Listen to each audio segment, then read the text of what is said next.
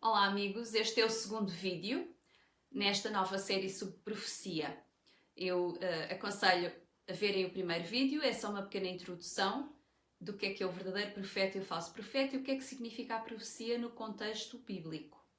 Hoje vamos falar das Moedim. É assim é um termo hebraico.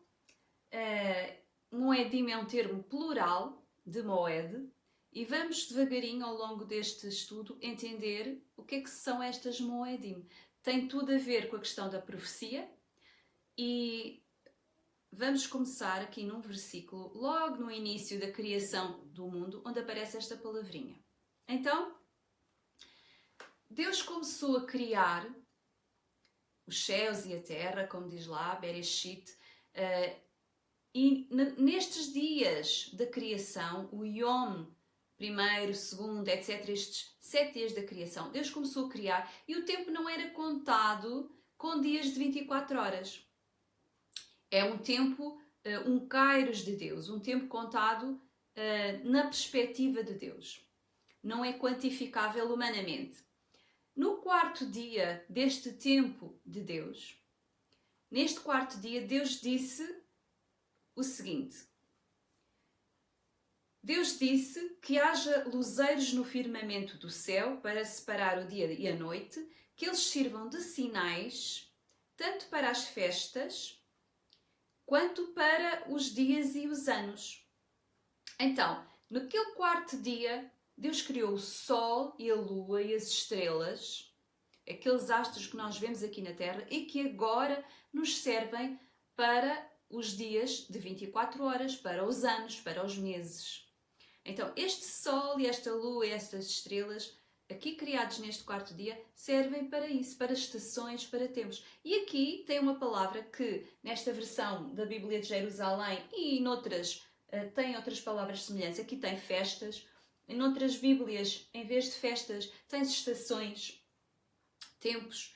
Mas a palavra que está aqui é Moedim. Moed singular, Moedim plural. Então, estas Moedim são tempos assinalados. Há o dia de 24 horas, há o mês, há o ano e há esses tempos assinalados de Deus, que são períodos, momentos da história que Deus assinala. Aqui, ainda na criação, não havia aqui uma discriminação de que tempos seriam estes. Aqui, o Gênesis foi escrito já, pensa-se que por Moisés, já num tempo mais adiante, não é? E aqui Deus está a trazer esta revelação. No Salmo 104:19 diz também que Ele fez a lua, Deus fez a lua para marcar os tempos. E o sol conhece o seu ocaso. Aqui os tempos também é esta palavra Moedim. Então, estas Moedim são os tempos assinalados de Deus.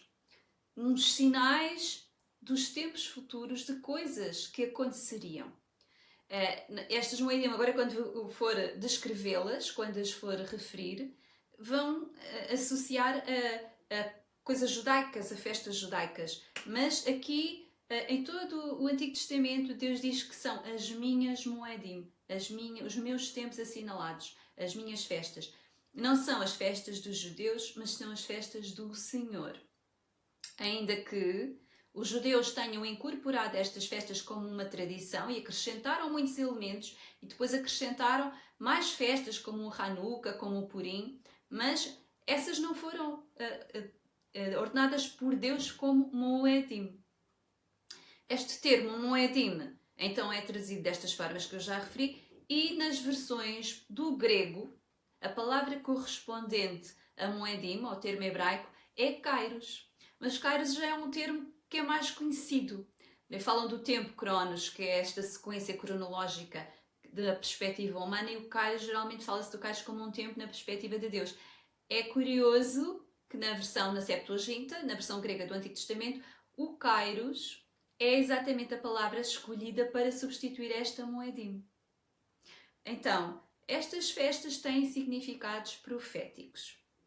Nessa perspectiva agora, vamos continuar aqui a meditar no tema.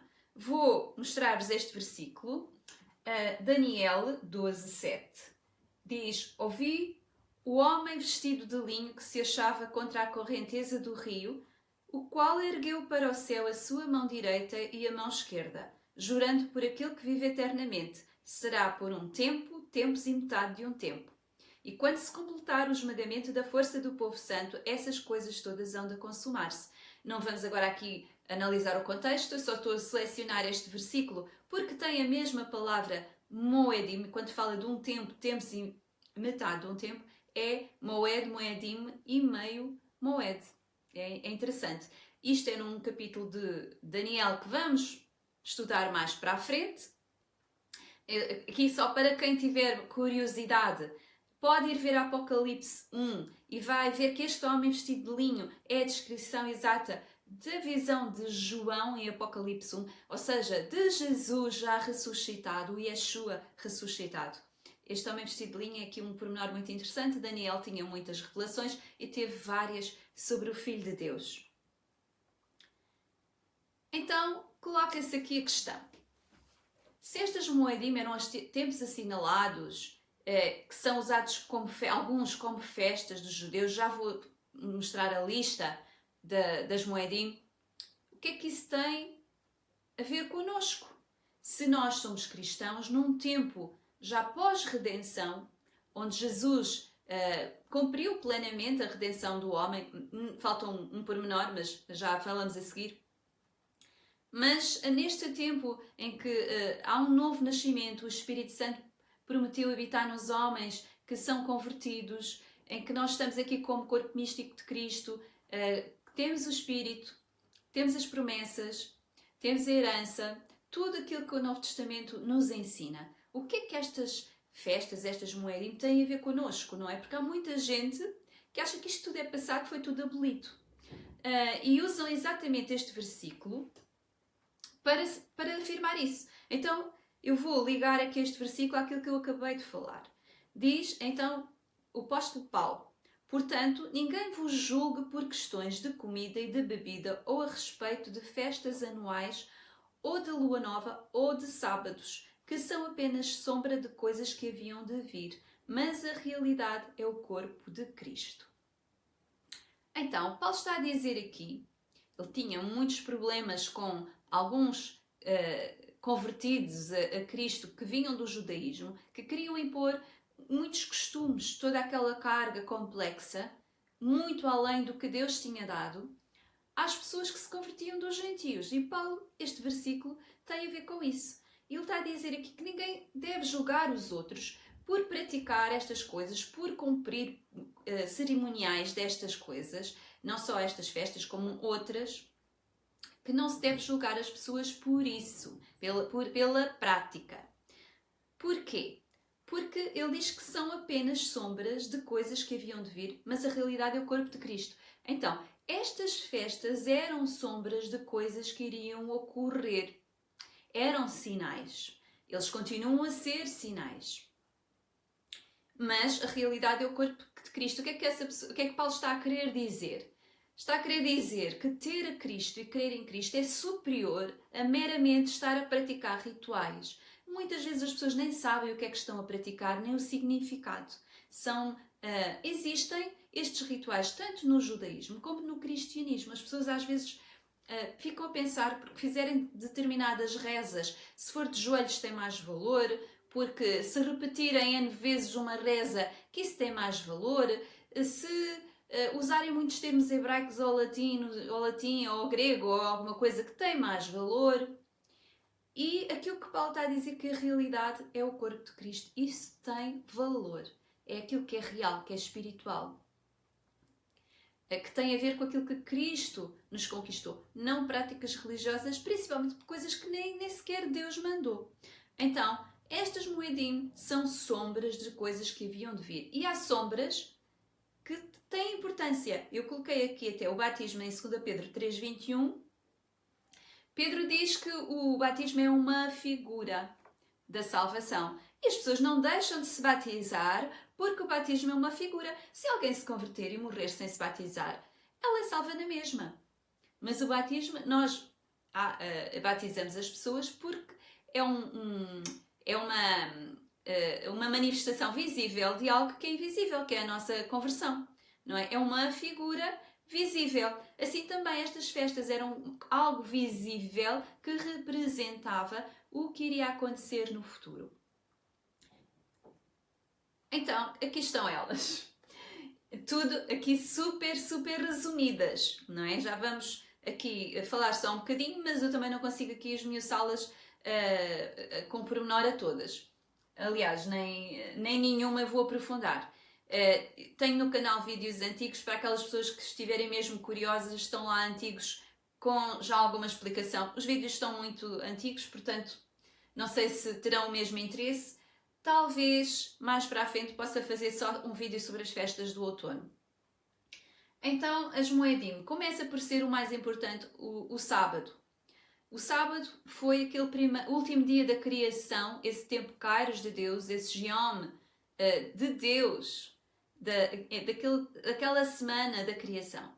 E então diz lá que Deus descansou ao sábado. E aqueles 7 dias da criação que estão registados em Gênesis não estão ali por qualquer razão. Porque é que são 7 e não são 8?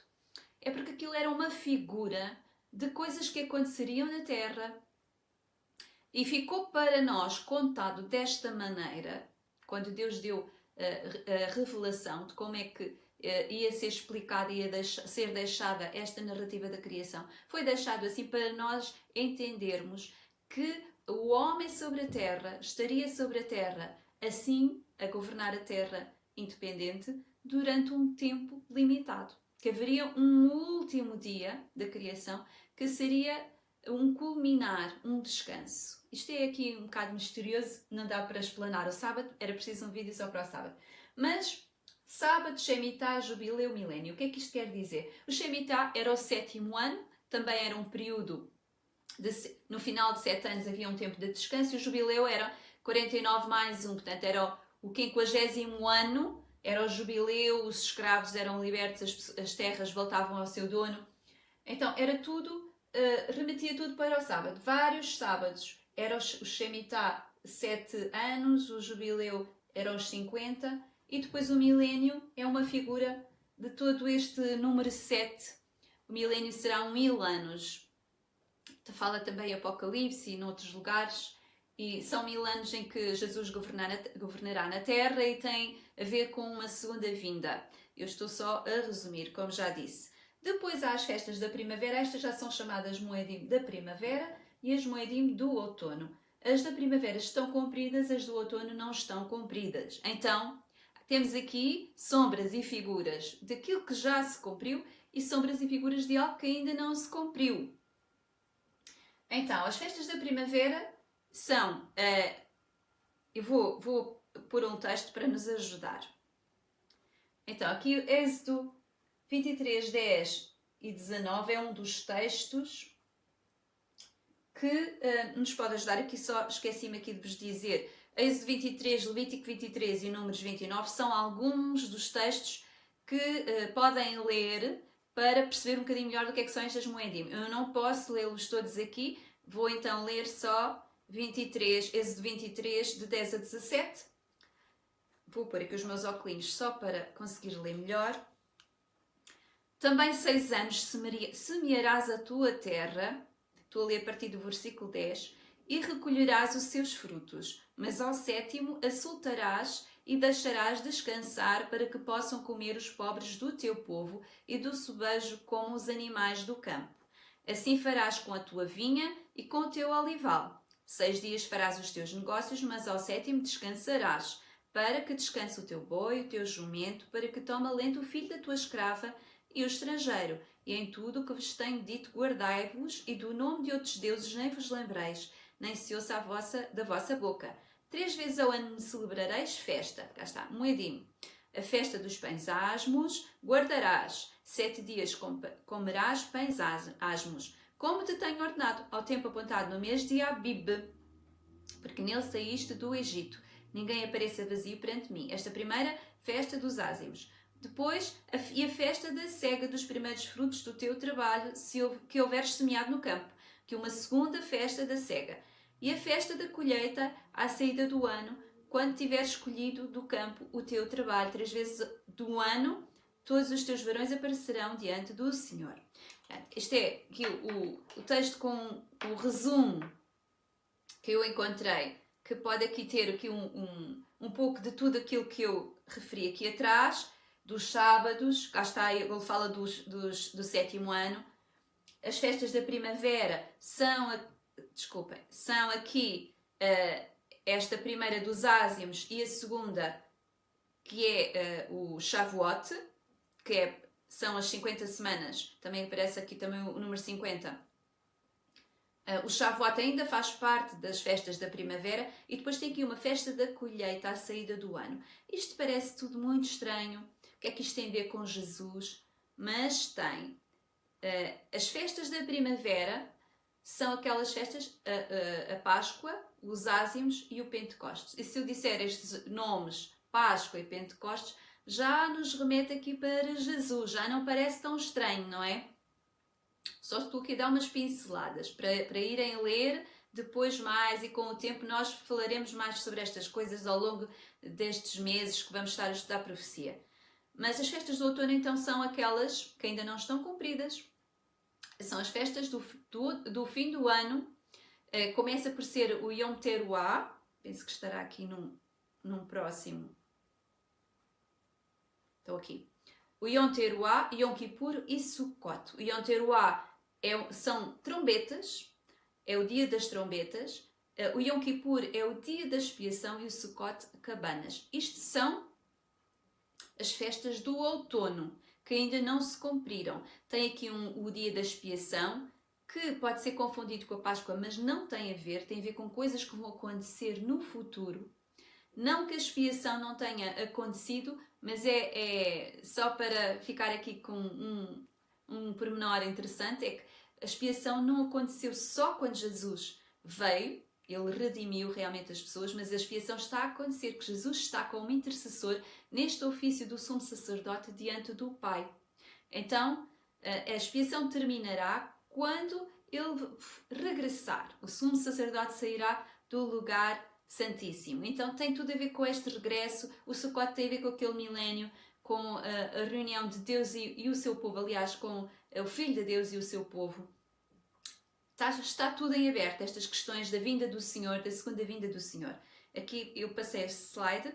As festas são símbolos que apontam para Cristo, para a primeira vinda, no caso das festas da primavera, e a segunda vinda nestas festas de outono. Continuando, então há aqui a questão que muita gente diz que estas moedim são parte da lei levítica, que nós não temos que cumprir nada disto, e eu não estou a dizer que nós temos que andar a fazer com os judeus as mesmas coisas, porque muitas coisas que eles fazem nem foi dada por Deus, são coisas que eles acrescentaram de uma maneira muito ritual e até opressiva, sem entendimento. Muitos nem sabem as ligações que isto tem com o que Cristo fez. Mas se quisermos celebrar a festa da Páscoa, dos ázimos e do Pentecostes, devemos fazê-lo como um memorial do que Jesus fez. No caso do Pentecostes tem a ver com a vinda do Espírito Santo. Se quisermos celebrar as festas do outono, deve ser com uma antevisão do que irá acontecer, uma celebração do que irá acontecer, tal como se fazia da Páscoa antes de Jesus vir, não é? Era um anunciar daquilo que viria, um lembrar dos tempos proféticos, daquilo que Deus prometeu. Nós agora podemos celebrar estas festas meditando nos seus significados daquilo que irá acontecer no futuro. E é essencial até meditarmos um dia sobre as festas de outono ao pormenor, para depois identificarmos nos livros dos profetas estas coisas que virão, porque nós não podemos tirar interpretações da nossa cabeça, o que nós achamos, o que nós vimos nos filmes, que nós ouvimos alguém dizer, que vão contra depois os tempos e a sequência que é dada aqui pelas moedim, porque isto foi tudo a apontar para Cristo. Então, antes da lei levítica, já se celebrou o sábado, é referido logo na criação, mas depois o sábado volta a surgir antes da lei levítica, em Êxodo 26, quando Deus dava o maná.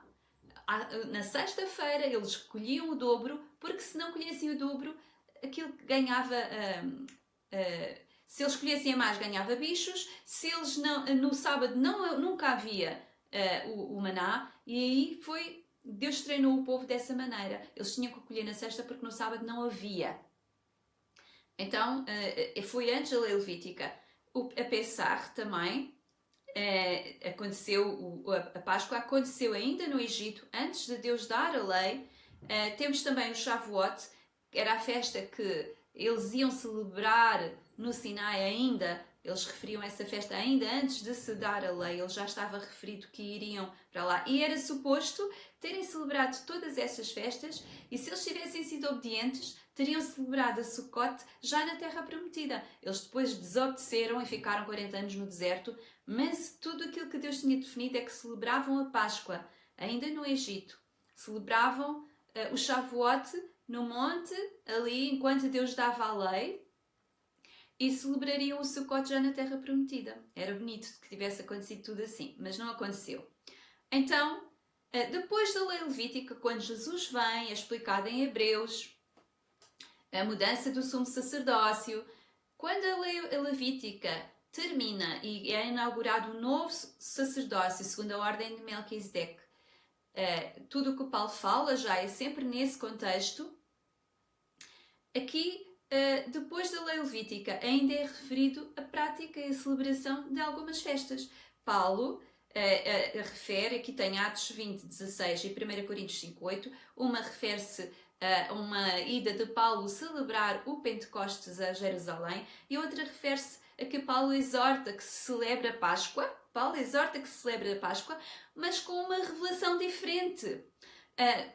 Não só comendo pão ázimo na nossa boca como alimentação, mas lembrando que isso é uma santificação da nossa vida. E é assim que nós devemos celebrar. Se quisermos celebrar a Páscoa, se quisermos comer cordeiro e pão ázimo e fazer 7 dias, é para lembrar que nós somos santos. Durante 7 dias o fermento era retirado. É isso que importa. Importa mais o real, há bocado lemos aquele versículo, mais o real do que a figura. Fazer só a figura e não ter o real não serve para nada. Mas ter o real e fazer memoriais, porque entendemos, até porque Deus lida muito connosco como nós com as crianças. Precisamos de símbolos, de figuras para explicar. Daí que eu falei também do batismo.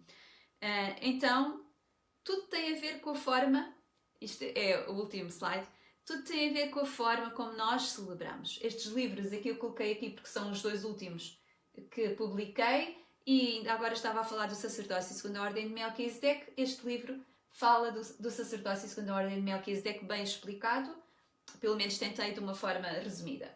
Aqui o língua espiritual tem a ver com os dons espirituais na igreja. É uma coisa que está ultra abusada ou está quase extinta, só em teoria. Já o tipo de liderança que existe nas igrejas também é uma liderança sempre única, e essa pessoa decide o que é para haver na igreja ou não, e não tudo o que a Bíblia mostra para fazer funcionar os dons não está muito a funcionar agora na maior parte dos grupos das igrejas. Então eu tentei aqui estudar nas Escrituras, é a minha opinião, claro, para ser julgada também.